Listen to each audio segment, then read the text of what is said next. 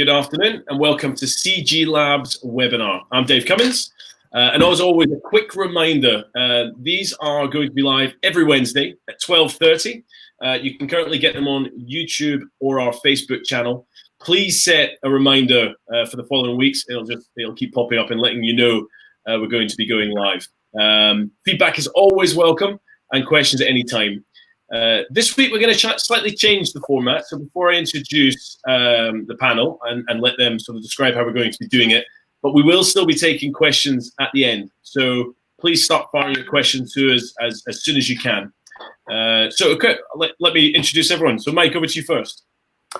Hi, afternoon. My name is Mike, as always, up in sunny Dundee here, joining the webinar for, what is it, number 6 now, Dave? That's number 6. Number 6. Wow, doesn't time fly? We're getting the hang of it soon. Yeah, well, we might get around to actually, making it look quite professional sometime soon. Yeah, so I'm responsible for the drone side of the business in the UK and predominantly the Middle East, and anything else that comes along my way. Generally, that's what I'm involved in. Perfect. And over to you, Tam. Hi, everyone. My name is Tamlynne. I'm the Chief Ideas Officer at idna Africa. Thank you so much for inviting us to be your guest today. And we're obviously also very excited about the partnership we have with CG Labs in Africa. So yeah, welcome everyone, and thanks for joining us. So why don't you explain to everyone the slight difference in the format today? You've got a question to ask right at the start, haven't you?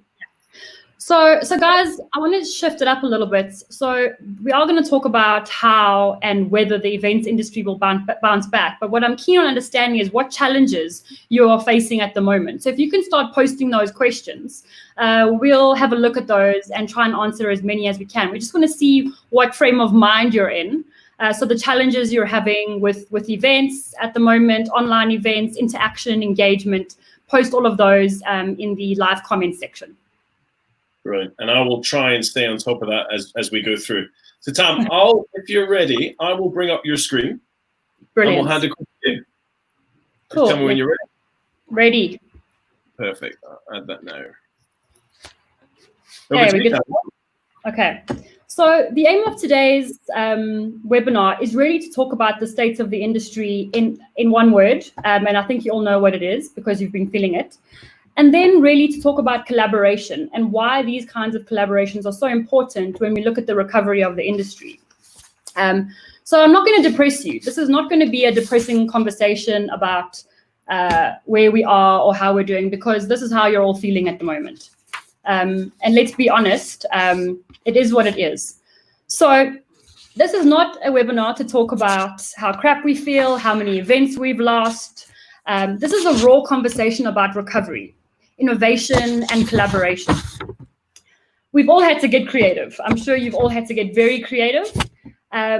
Digital events seem to be the norm, but how do we ensure that we keep the industry alive and connected through this time? For me, don't be afraid to be uncomfortable. It's very important to be collaborative and to be innovative. So how do we get through this? We're never going to be the same again. I don't know if that's a good or a bad thing. It's a real thing. It's forced us into uncomfortable places. But if we're not uncomfortable, we're not learning. And if we're not learning, we're not growing. And if we're not growing, we're not living. I think as an industry, we've been too comfortable in the past. And we need to see this as an opportunity to reset, to reinvigorate, and reimagine our industry. So how do we move forward? Well, there's really two things. One is imagination. We need to do things differently.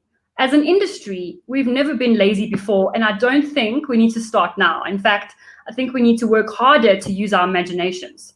Keeping our industry alive means keeping our imaginations alive and working them.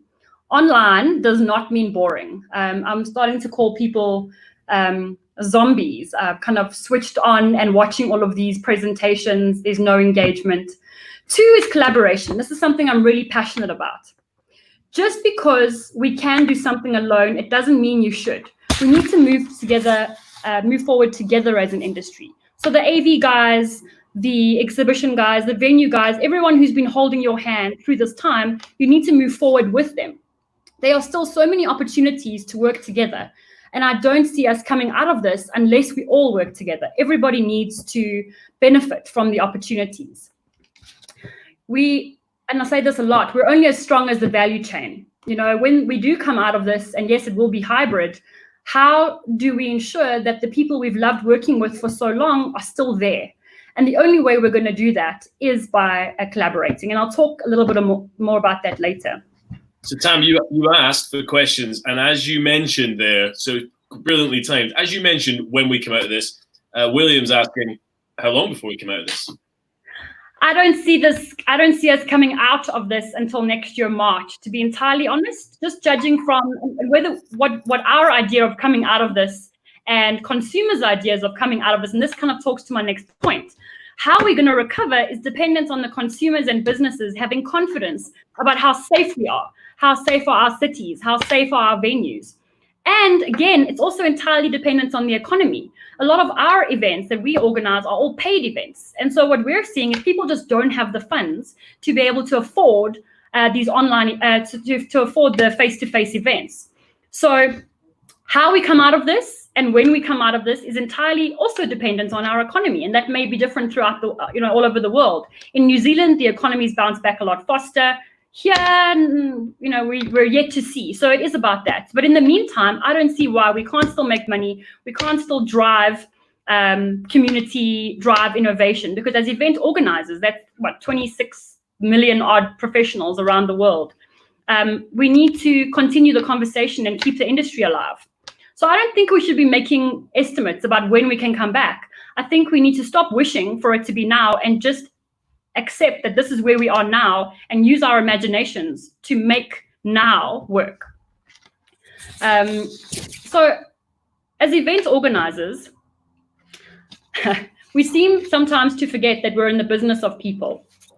And let's face it, people are emotional, okay?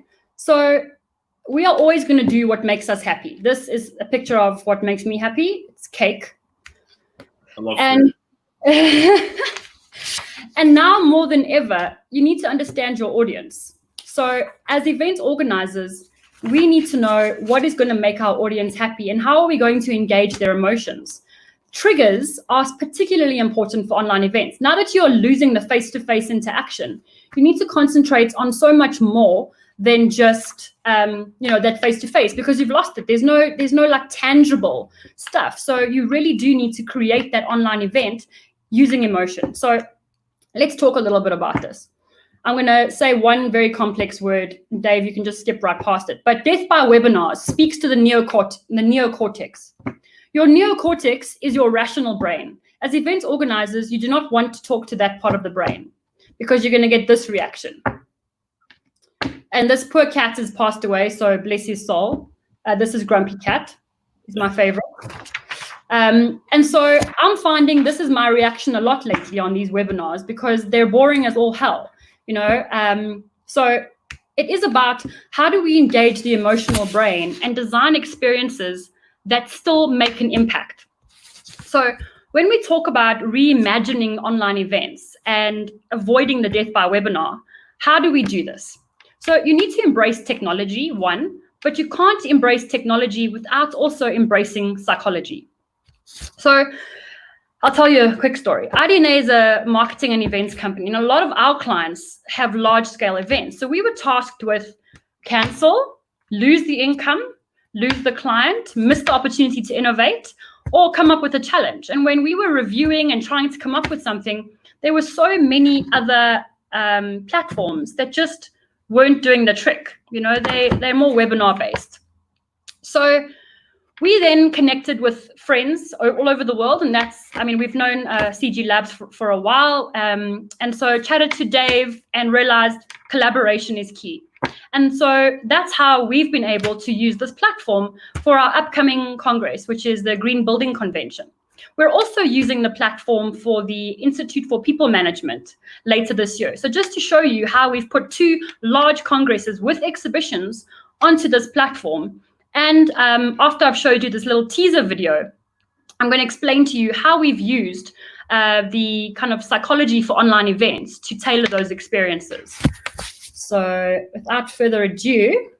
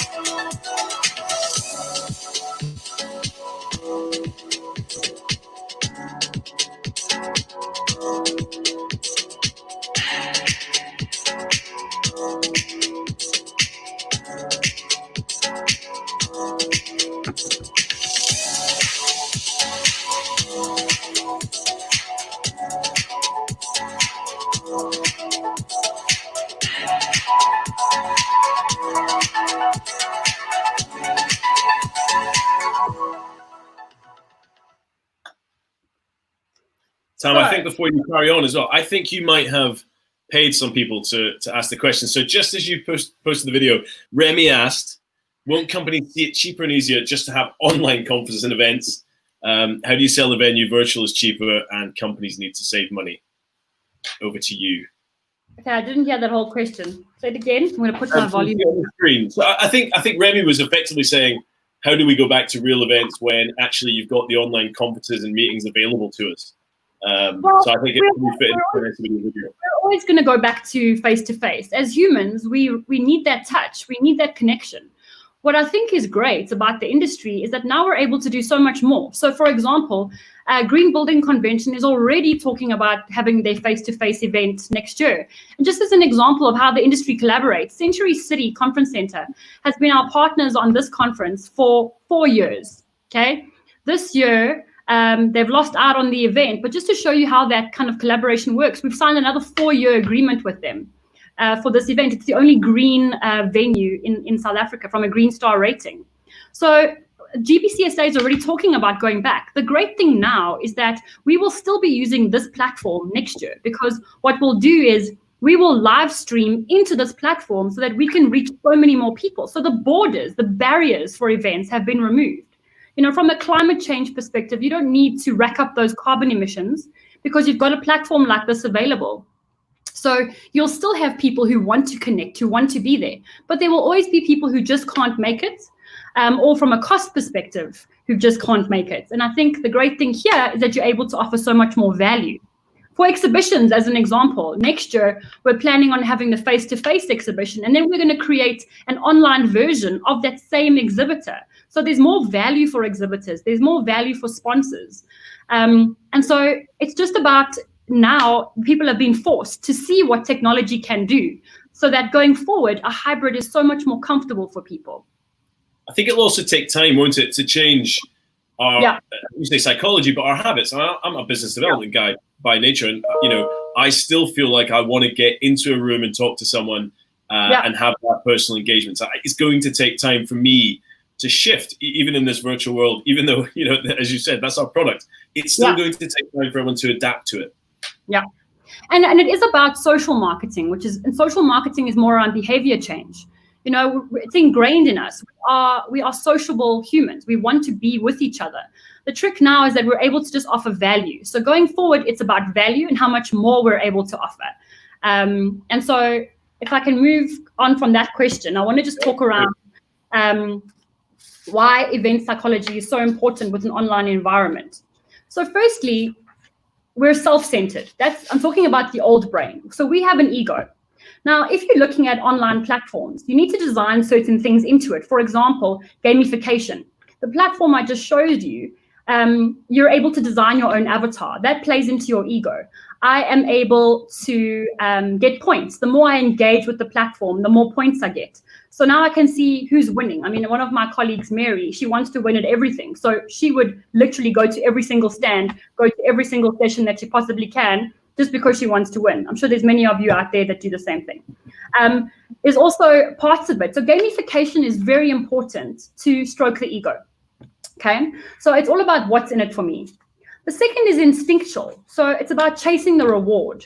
How do you create rewards for people? Maybe it's around learning something new, how to use a new platform. Maybe it's around meeting somebody new, because the platform, as you walk up to new people, you can just talk to them. So, you know, in a real world environment, you might not be able to walk up to the CEO of a particular organization because he's sitting in the VIP area. We all walk around the same space here. So you can walk straight up to him and say, yo, how's it? My name's Tam, or whatever it is. It's really cool. It removes barriers. So I think that reward center is activated and you've got that instant gratification. I was like a kid when I first got onto the platform. I'm like, oh, how cool, I can jump. If you press space bar and up, you're jumping, and then you see all these CEOs all jumping, trying to see if they can make the platform jump. So it's really cool. And I think it's also about play. I'm a play ambassador. I mean, I'm very big on play. Even with serious events and serious conferences, you still have to have something playful. And that's how people learn. The third is visual.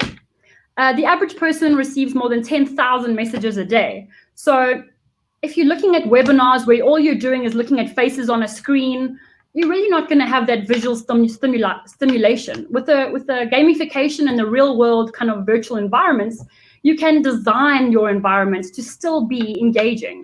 And I think that's really important about online experiences. And then the old brain is emotional. We must think very carefully about how we rig our events with emotion. We crave excitement, we crave connection. You want to be able to still play videos. You want to still be able to walk past something and have a feeling.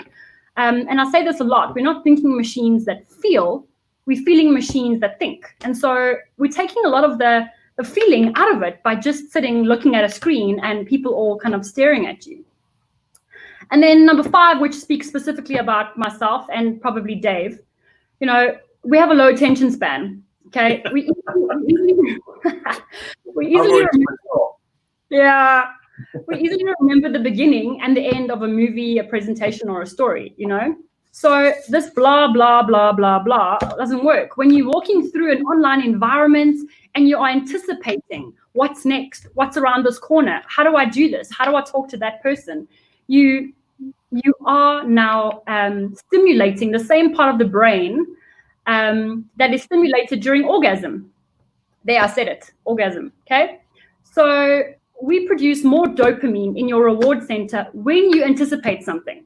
So you have to continue to stimulate that reward center. And to do that with a webinar is very difficult.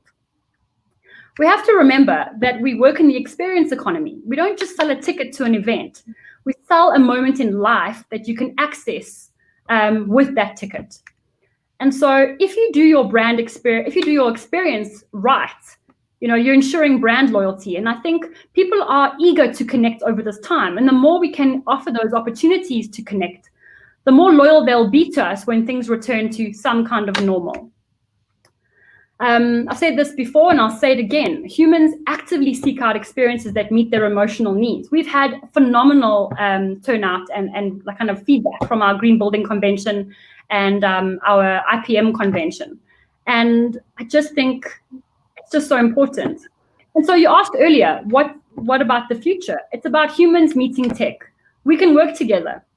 It's about having those face-to-face events, but using the tech to expand our reach, to offer more value to our exhibitors, to our sponsors, to make sure that we have more eyeballs on our brand. And I think it would be silly not to use the opportunity. I feel like this has been a gift. Sometimes, you know, gifts are supposed to be painful. We just don't understand that at the moment. But I think, you know, me trying to sell hybrid events before this hit was like pulling teeth. Now it's so much easier. And I think that's going to be the case for all of us. Yeah, so there we go. Any questions? I've got loads. You've clearly played word bingo with someone to get the word orgasm into this webinar. I'm not sure how you've done that. Let me bring down your screen. I guess it's interesting when you talk about psychology. I've done a lot of conferences, a lot of trade shows, a lot of events.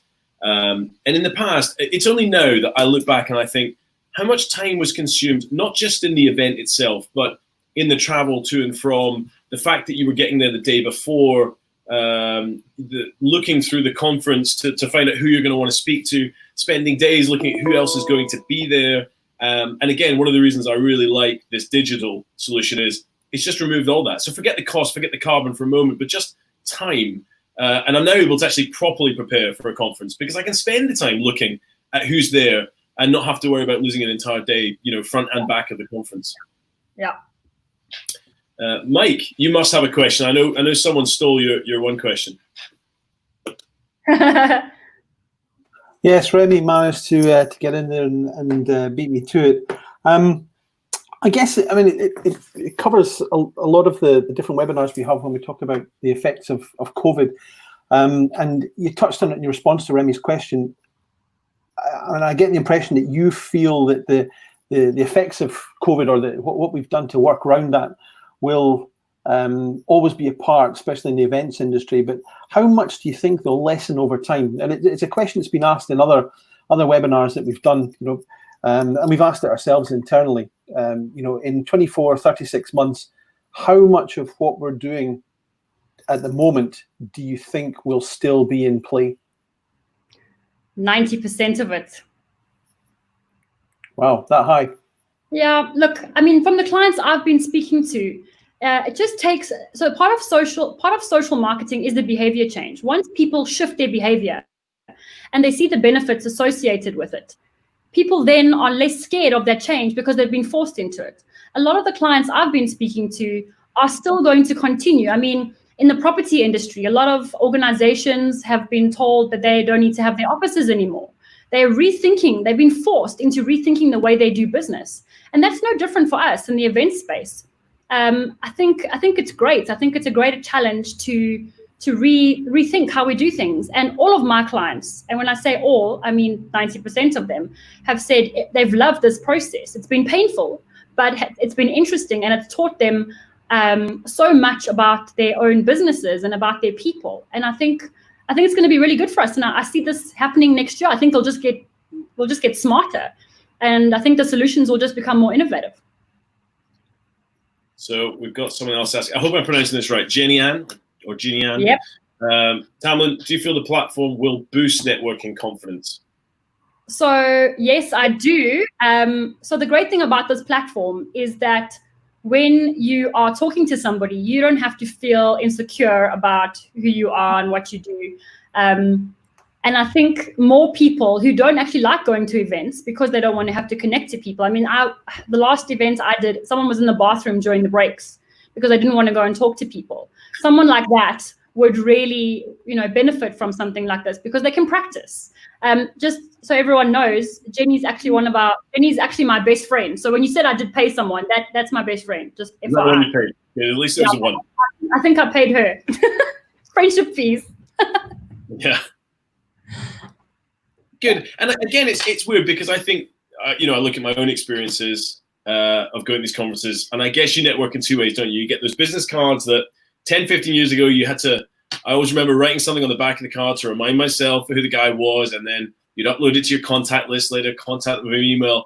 Again, I like the idea now that it's digital. I'm already connected to my computer, my phone, my LinkedIn, and it's instantaneous. And I've got that contact, forevermore stored. I don't have to try and work out who I was talking to on the Tuesday, and what I've written on the white card doesn't make any sense to me. Again, Janine has come in with a quick question. How will a venue make any revenue utilizing this platform? That's one of our favorite questions. Because and Dave, I want to go back to what you said just now about the business cards as well after I answer Janine's question. But we can scan any environment into this platform. So we could scan your venue, Janine, and your venue, I'm not going to say which venue, your venue, will then be able to offer that platform and events in their virtual environment. Obviously, it's a value add for venues. There is some money to be made. And during this time, so we've been limited to 50 people as an example for venues. We could have the 50 people in an event in your venue, and then you could use this platform to live stream into a space that looks just like your venue. And that's how venues can make money. And again, I go back to the collaboration, the partnerships. and myself and CG Labs are happy to partner with venues to do this and to make it possible. And it's a cost-effective solution. And I think we're going to make waves, and we want to make those waves together in the industry. Just Dave, quickly on your comments about the business cards, because this is really important. This platform, the great thing about the exhibition space, as an example, is that after the event, you can give an exhibitor who went to their stand, how long did they engage with you, which did they go to your website, did they download your brochure? So now you can weed through which are the kind of high leads and which one are the low leads. So people that usually come to your stand and want a free pen, you're getting rid of those. Now okay, this guy spent 5 minutes on my website. Okay, this is definitely someone we need to call.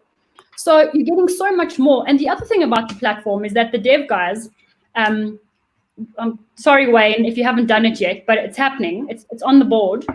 You'll be able to connect to somebody's LinkedIn profile in the platform so that you can see who they are and connect with them. So you're not afterwards. I mean, I found 323 business cards after, when we were cleaning up the office during COVID. And I was like, crap, I don't even know where I found this business card, which event I was at, and you've lost the lead. So when in our industry, it's back to back. You forget what you spoke about.